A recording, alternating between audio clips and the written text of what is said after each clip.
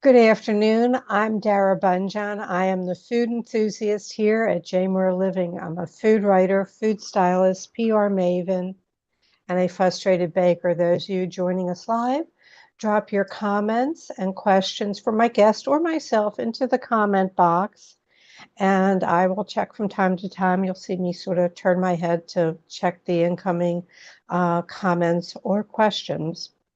Today's guest, Chef Tim Recher, is the Director of Culinary Operations at the club at Mediterra in Florida.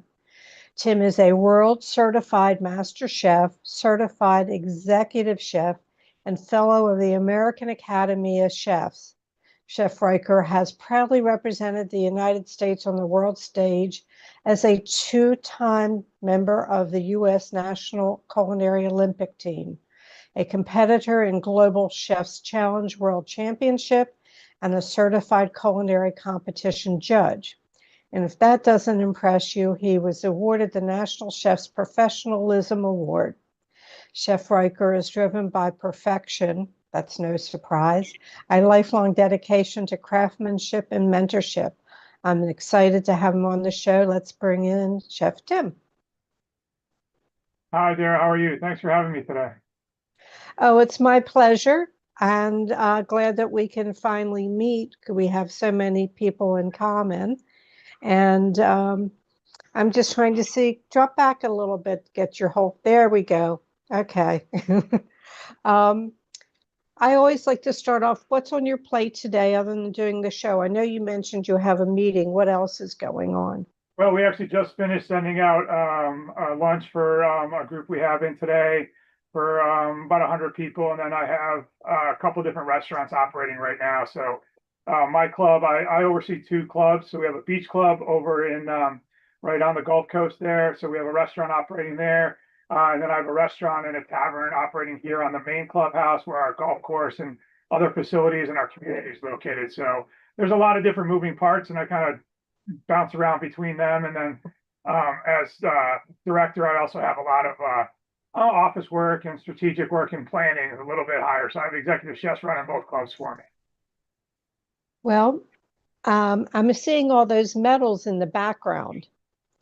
Are they all yours or part of some of the staff who've earned these medals? No, those are actually mine. They used to have them in the garage in a box, and then when we moved, my wife made me kind of clean out stuff. So figured I'd take them to work and hang them up there. I've competed over 50 times now, I think, over the course of my career, and it's something I kind of fell into.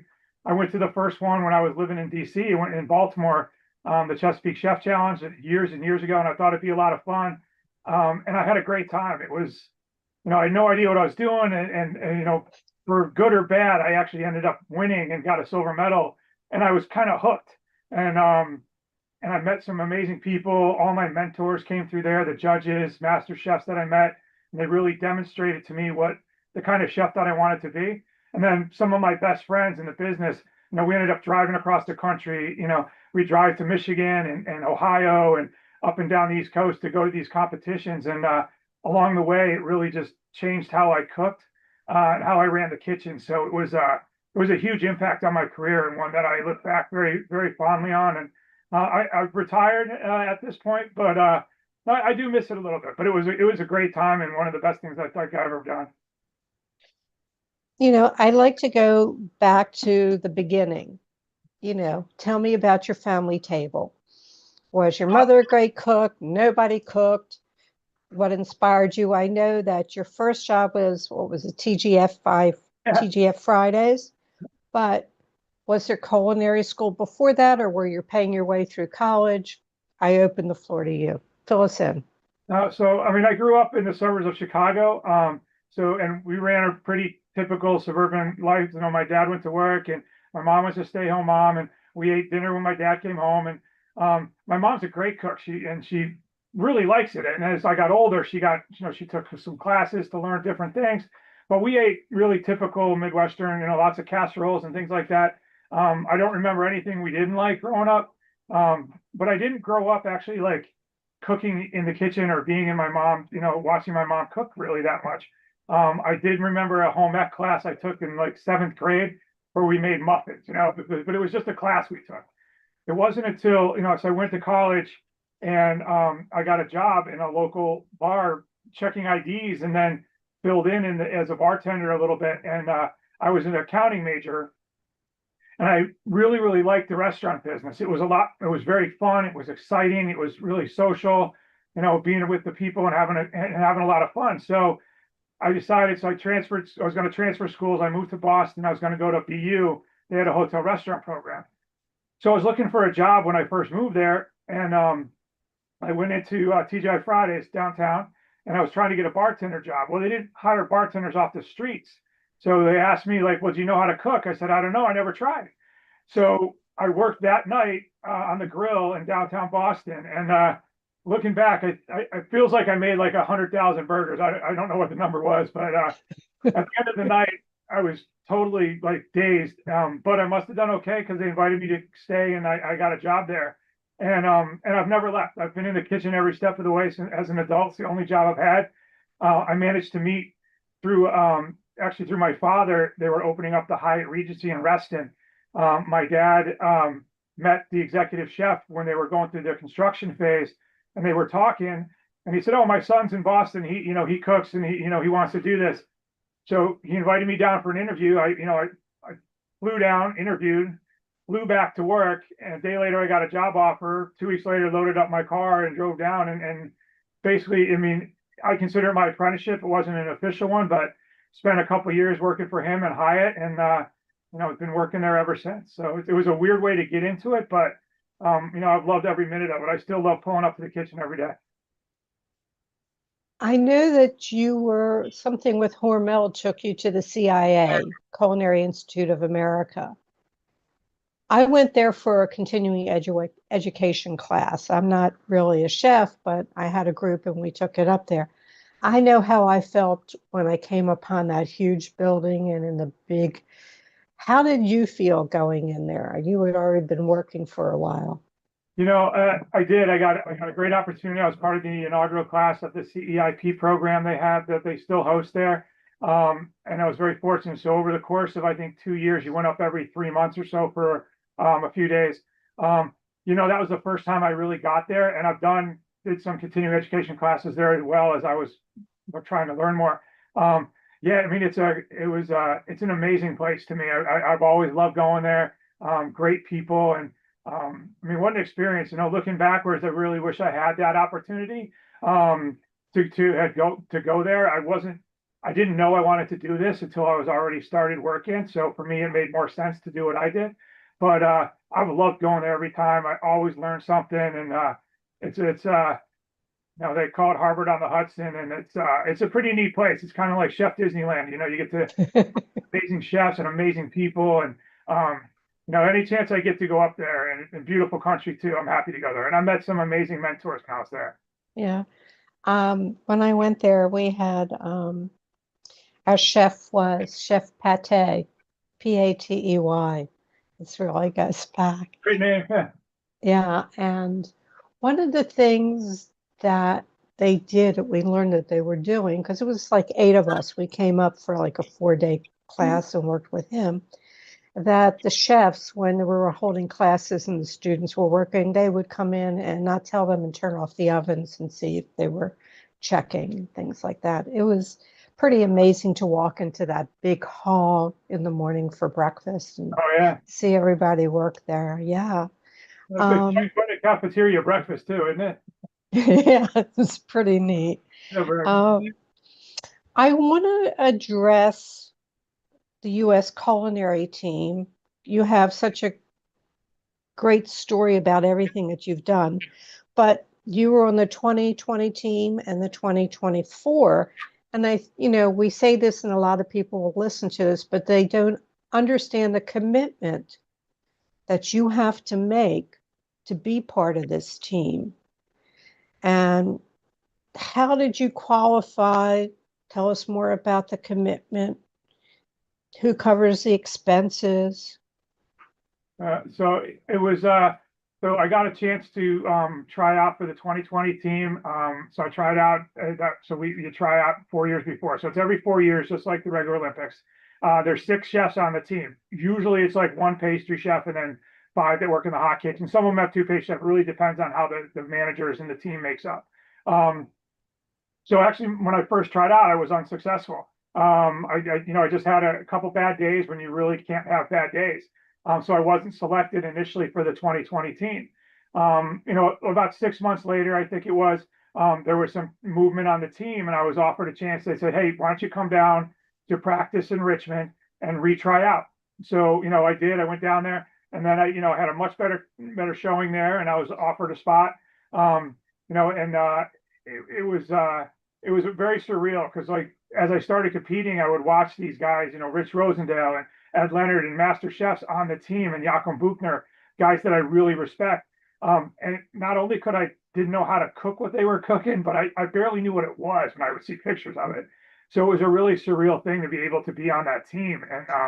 And it was such an honor and a privilege. And it's still kind of humbling to me that I got a chance to do that. The commitment is I think it was way more than I expected. I think it's more than everybody expects. The basics of it is, so every month you get together for about 3 to 4 days. So you're flying across the country because practices move. There are different schools will host you, different facilities will have you. So, we would fly to different places and compete and practice together. And it's a whirlwind. So, you're up at, whatever, 4 or 5 in the morning, you're in the kitchen, you're doing all your stuff, you're meeting, you're practicing, you're running sessions, you're finishing at midnight if you're lucky, and then you're doing it 3 or 4 hours later, and then you drive back to work. But beyond that, when you're at home in between it, there's not a day you're not working on it, whether you're sitting in the car thinking about things or you're practicing at your job and just doing the paperwork and the logistics of it and practicing your dishes. It's kind of, when I look at it, when I was on the 24 team, I think I spent, we all have different components on every dish at the end of when, we start together, we bring dishes in and we kind of get a dish as a team. And then it becomes really everybody's because everyone's got a little piece of it.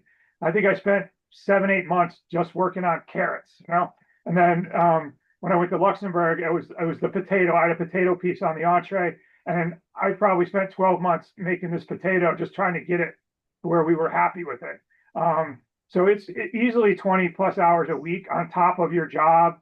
So it's a big sacrifice, but your work, they have a heavy load. My boss is always, they were super supportive. They had to kind of sign off on that we were going to do this. And, my family took, I was, on my day off was not a day off. I was, practicing or working, and then I'm gone for 4 days a month on top of my job.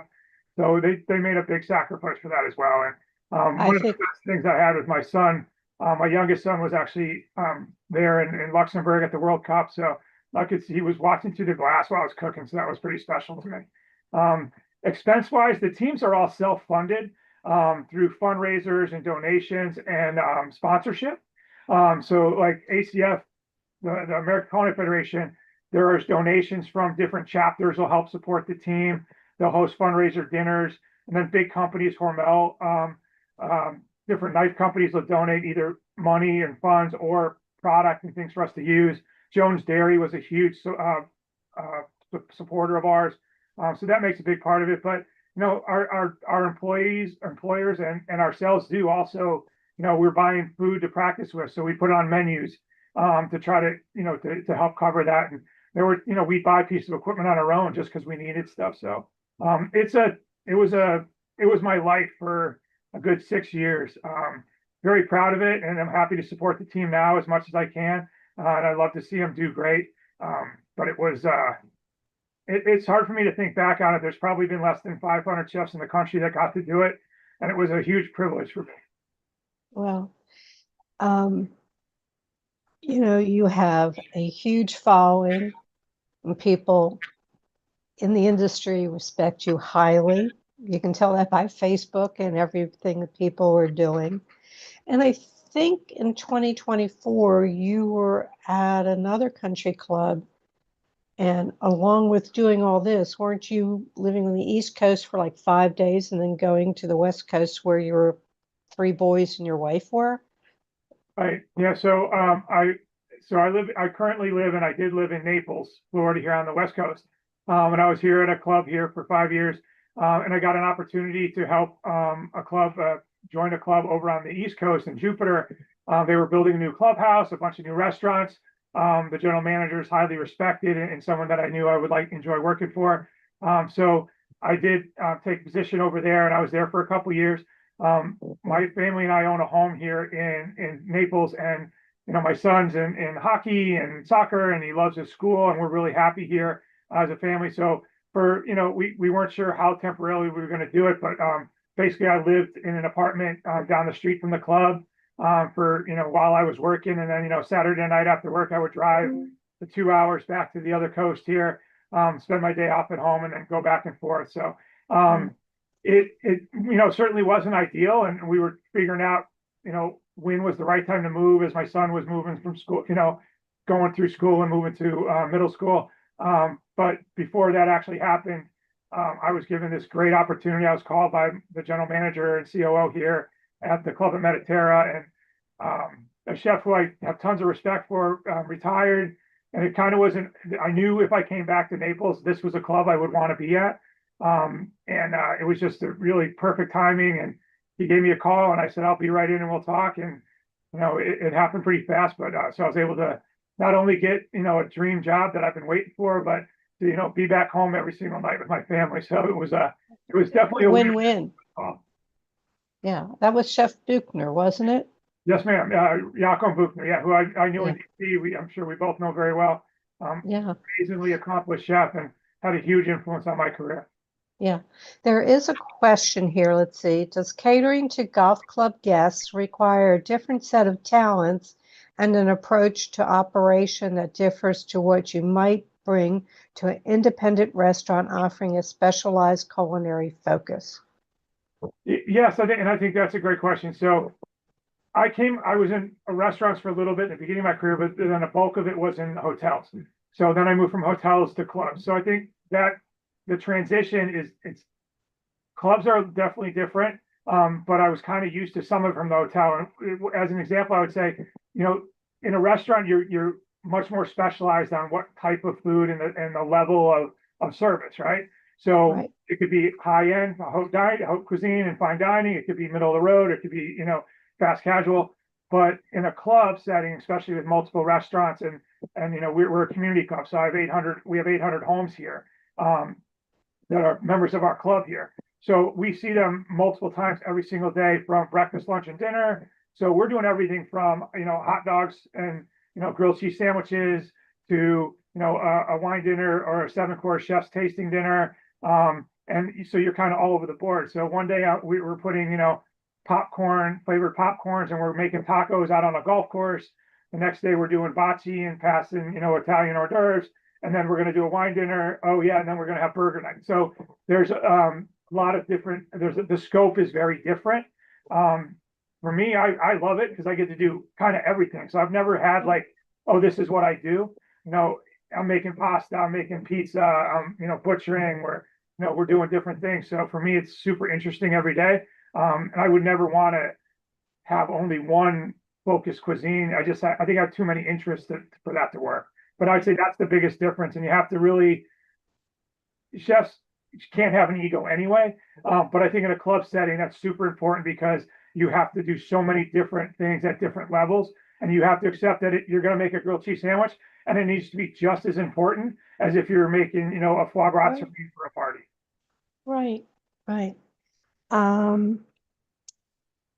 To become a world certified master chef, what credentials do you need? How hard is it to become a world certified master chef? Well, it's I'm not going to say it was hard, but it's very much it's a career-long thing. So through the World Association of Chef Societies, they certify this. They have the accreditation for this one. There's a process of application. You have to meet certain criteria. One of them for us was I have to be a certified executive chef in the American Culinary Federation. The competitions that I've done as an Olympic team member and the global chefs, that gave me more points. The time you've done in position, the number of people you certify. Then you have to submit menus that you operate. You have to design a menu and cook it and send in pictures and recipes with beverage pairings. And there's a process for that. Then it's judged by a panel, and then they decide where you end up. So it really was, it was the accreditation of, years of work. So that was something that when I went all the way back to, 20 some years ago to build this application process.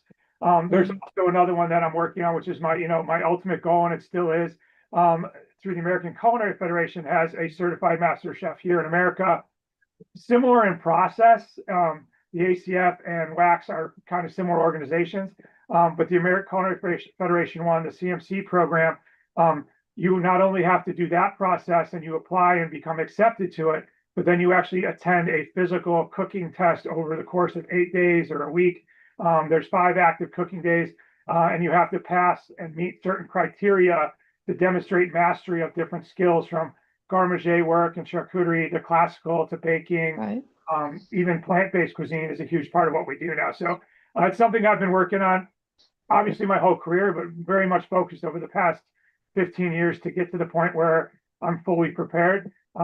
In full disclosure, I did take the exam before and was unsuccessful. I made it most of the way through. You have to pass every day. I made it most of the way through. It was one of the most painful lessons I had, but I learned a ton, and it definitely made me a little more dedicated to making sure that I'm meeting the standards that they have set, which are extremely high. I know that it's a long process, and it's very limited. I think at one point, maybe there were, when I was speaking with Raymond, maybe 100 certified master chefs. I don't know what the number is now, but I think it's in the low 70s now at this point. There's I think that and there's even less certified master pastry chefs. They run the test every 2-3 years, depending on how many applicants and how many people are ready to go. And then they have an organization. The master chefs have one called AMCO, American Master Chef Organization. They run an assessment program, so you can become a part of the program. They help you practice and get ready, and they work with you on it to get it. They kind of green light you for, okay, we believe you're ready to take the exam. So I'm in that process now as well as part of my study program. Great, terrific. Were you in sports when you were in high school? You're such a competitor. It seems to be, it makes your day. You like that competition feel. Very much so. Yeah, Were you in sports in high school and college? I definitely grew up in sports. Actually, my father played 4 years in the NFL. He played it for the Philadelphia Eagles. I was born when he retired, like the same year, so I don't remember obviously him playing, but I've always been around sports. Our whole family was. I did play kind of everything growing up in Illinois. I played, we played baseball in the spring and summer. We played football in the fall, and then hockey in the winter. And then eventually when I got to high school, I stuck with football. I played all the way through. I had dreams of playing in college. I really wanted to go to a big school, so I went to the University of Iowa, which is my father's alma mater. That's like the pros, and I was definitely coming out of a small high school in New York, was not there. But sports is still a big part of my life. So whether I was born competitive or it was part of just how I was brought up, I love playing sports and competing. And Aren't you doing, or didn't you do Ironman? When I got to cook and they had competition, I was like, well, this is great. I can kind of keep going with this. So, right. But didn't you do Ironman competition? Yes, actually. So, I lived a lot of years not being really healthy. Being a chef, I think you have to really be careful. It's too easy to fall down. So I had gained a lot more weight, and I was feeling fine. But as I was getting older and my sons were getting older, I wasn't living the life the way I wanted to live it. So I started eating right and eating healthy, and I lost like 200 pounds. Wow. A friend of mine in DC who ran triathlon was saying, hey, we should do this. We should do this. And as a joke, I signed up for a DC, a triathlon they had in downtown DC. I thought it'd be fun. We'll go for a day. And I did this. It was a sprint, so it was a small one. and I really loved it. It was great. It was kind of being back in sports again, which is not something I had in my life. So I kind of, a little bit about my nature is I kind of tend to go kind of all in on something. So I jumped into it and I started doing more. And then I went from the sprint to the Olympic distance, which is a larger size. That's kind of the traditional one. And then I was like, okay, well, I'll try the half Ironman. So I ran a half Ironman, which is a 70-mile race. And then I thought I'd never ever do an Ironman. It just seemed insane. And I remember vividly sitting on my bike on a trainer in my apartment watching a broadcast of the Ironman World Championships in Kona, Hawaii, and I was watching it, and Craig Alexander won it that year, and I was like, I want to do that.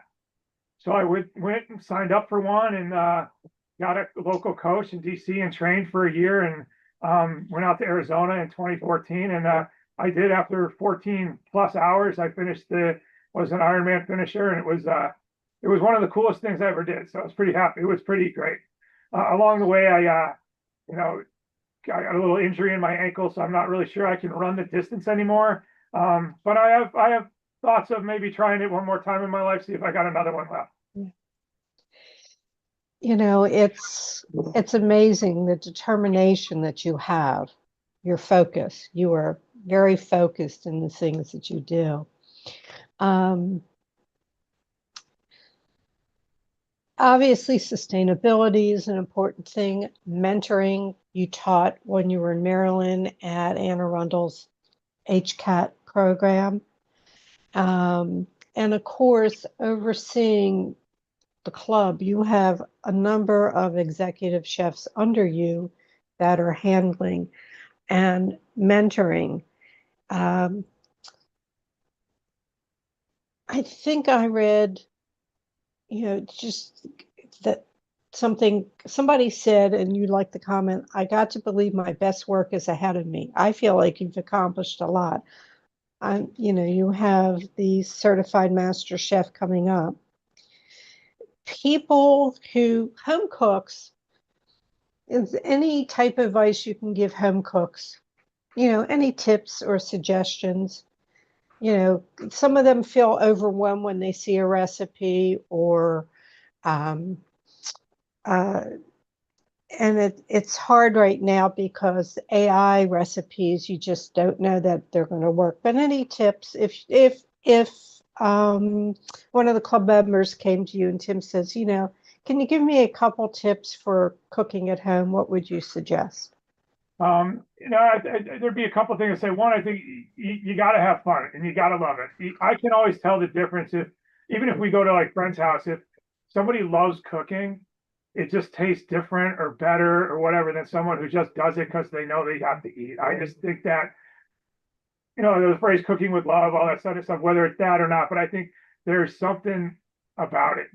If somebody is really passionate about cooking and loves cooking, it's always going to taste better, in my opinion. But as far as like a technical thing, I'd say, I would definitely say, you got to taste it. Like constantly taste your food.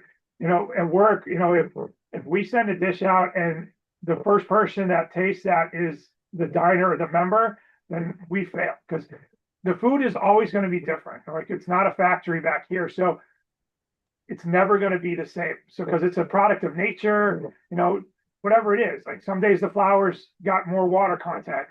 Some days, this has got more salinity to it. So you have to taste everything. And I think that's something that home cooks don't do enough of. By the time I put something on a plate, whether it's at home or work, I've tasted it like 10 times at least. So there are times when I put food down at or even like cooking for dinner at home. Like by the time I put it on the plate, I'm like, I'm kind of already sick of it because I've tasted so many things. I think that's a big difference. And I think also the difference between what we do at work and what we do at home is heat. A lot of times we cook a lot hotter. And I think you just have to not be afraid. I think one of the, chefs are all a little bit of a perfectionist. So like I remember more failures than I remember successes.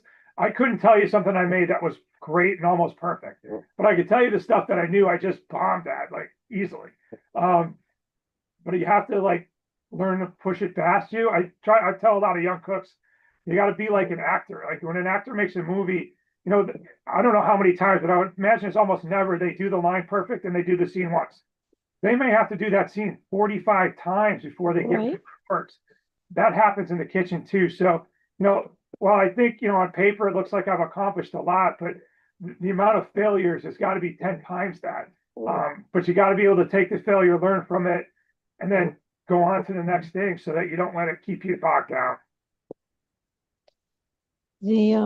I think that's great advice. And I'll sit here and say I don't taste that often. I just go by my gut Right. and by my sense of smell.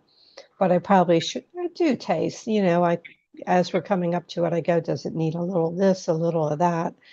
Um, and that sort of brings me to like what elements are a must on a plate.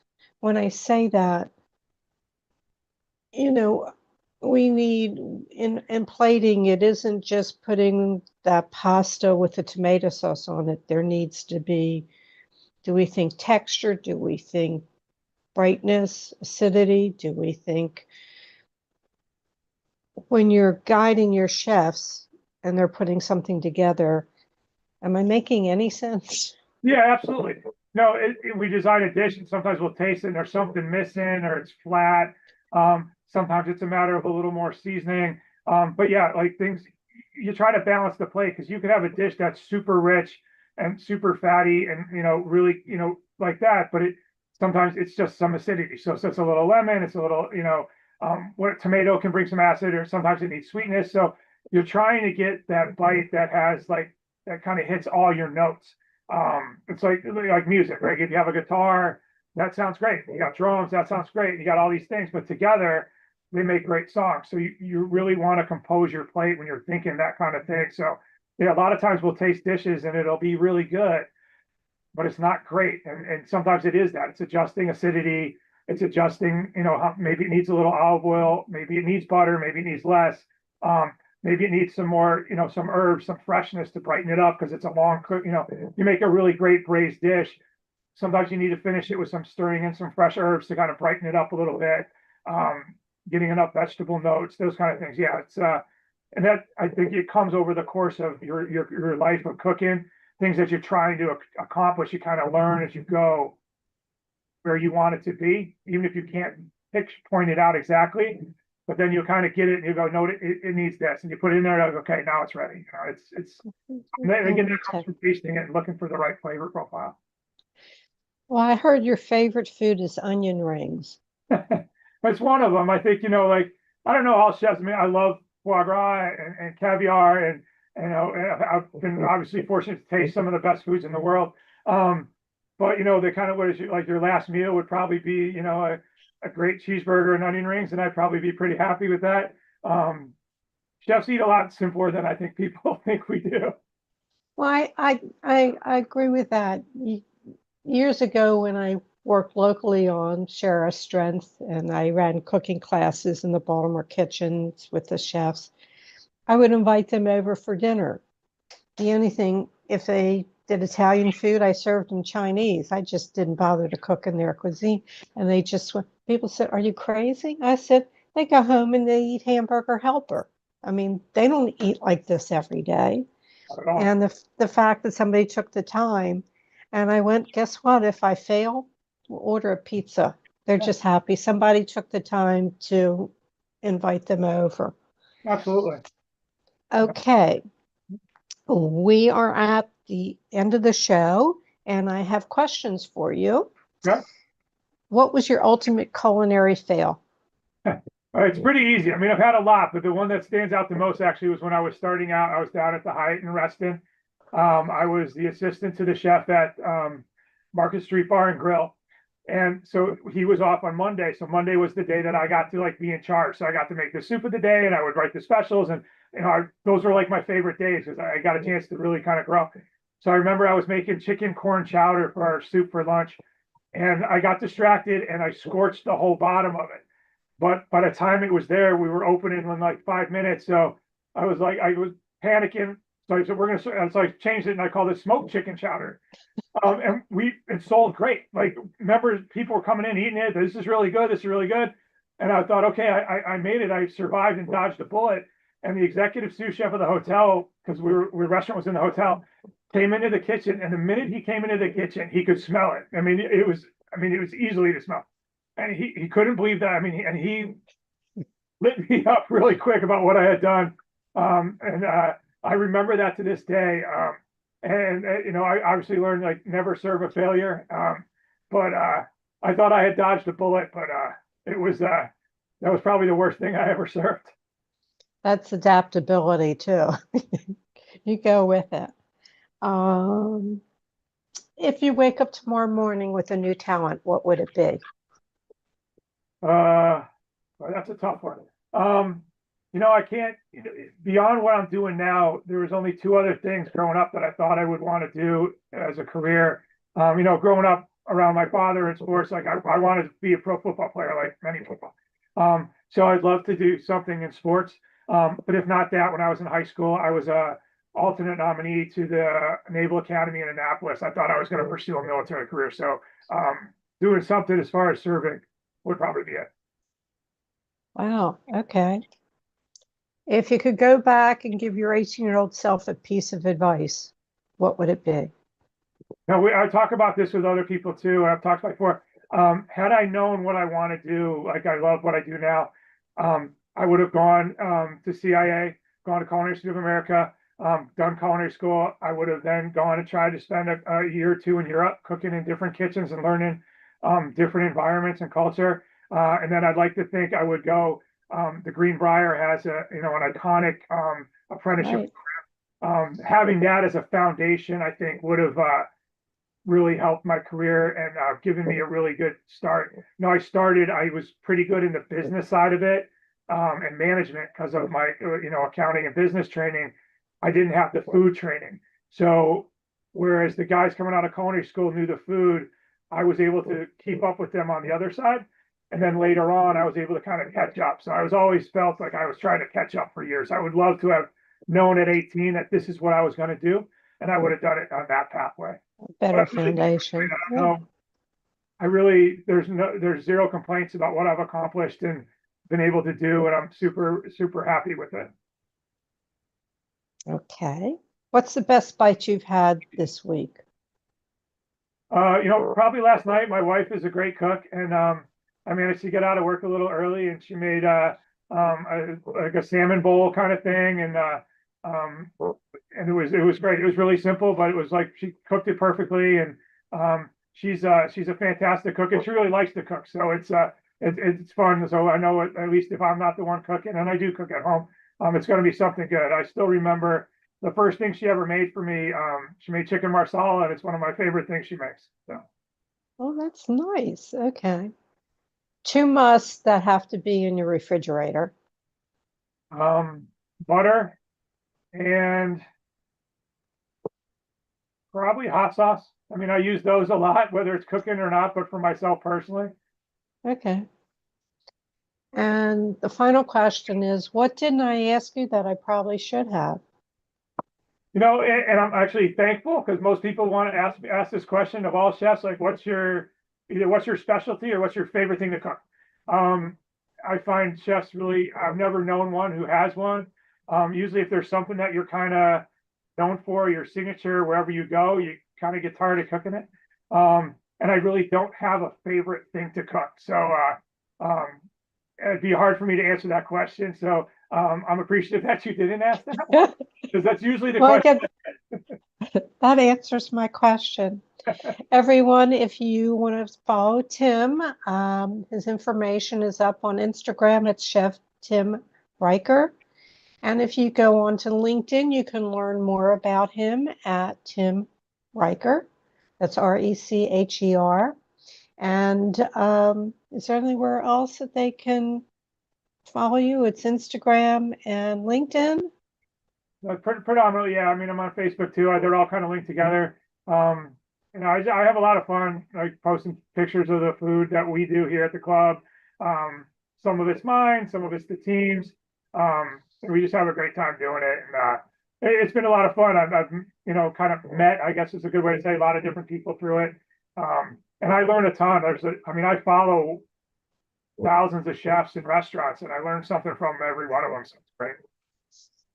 Absolutely. Absolutely. And I appreciate this. I wish you the best of the holiday season. Thank you. And let us know when you make Master Chef through American Culinary Federation. I'm certainly going to give it my best. Thank you very much. You have a great holiday as well. It's great talking with you. All right. Thank you, Tim. Thank you very much. Okay, everyone. I have a couple of announcements. Next week's guest will be Matthew Severe, chef at the Tillery Restaurant and Bar. Chef Matthew Severe began his culinary career at Baltimore's Woodbury Kitchen in 2015. That's the same year the restaurant won a James Beard Award. Since then, he has worked at several highly acclaimed restaurants in Washington, D.C., including Michelin-starred Mini Bar by Jose Andres and Crane's Spanish Kiyosaki. Most recently, Matthew was at the helm of the historic Tabard Inn, where he focused on highlighting the Mid-Atlantic's farmers and purveyors. He was named Washington City's paper's Best Chef of 2024. Let me take this opportunity to wish everybody happy Hanukkah, and don't eat too many latkes, or for those who don't know what latkes are, potato pancakes. You can reach me at Dara Cooks on Instagram or on Facebook, The Food Enthusiast, jmoreliving.com. If you go there and click on the upper menu under the food menu, you will find the Food Enthusiast videos, all 266 of them, I think now, and a link to sign up for their bi-monthly food newsletter. All shows are immediately archived in video form on jmoreliving's Facebook page and jmoreliving.com. We truly appreciate it when you share our show with friends and family. Feel free to go back to our archives and enjoy past shows. May your plates always, always be full, and I hope to see you.